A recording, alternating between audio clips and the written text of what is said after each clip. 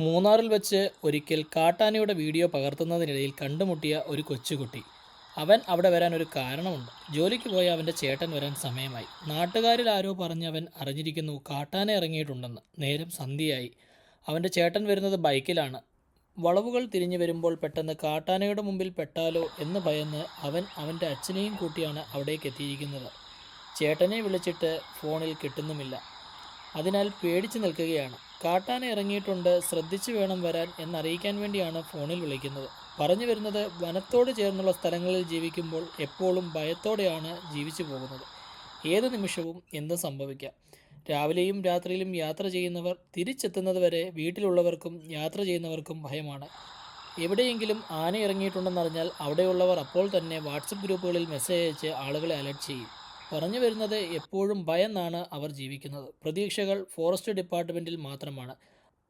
ആന ഇറങ്ങിയാൽ ഉടൻ തന്നെ അവർ ഫോറസ്റ്റിൻ്റെ റാപ്പിഡ് റെസ്പോൺസ് ടീമിനെ വിളിച്ച് വിവരങ്ങൾ അറിയിക്കും. അപ്പോൾ തന്നെ അവർ അവിടെ ഓടിയെത്തും, വേണ്ട കാര്യങ്ങൾ സ്വീകരിക്കും. കാട്ടാനയെ കാട് കയറ്റി വിടും, ആളുകൾക്ക് പോകുവാനായി വഴിയൊരുക്കും. എങ്കിലും അവർ ഭയത്തോടെയാണ് എന്നും ജീവിച്ചു പോകുന്നത്. വീഡിയോ ഇഷ്ടപ്പെട്ടാൽ സബ്സ്ക്രൈബ് ചെയ്യാനും ലൈക്ക് ചെയ്യാനും ഷെയർ ചെയ്യാനും മറക്കരുത്. Thank you so much.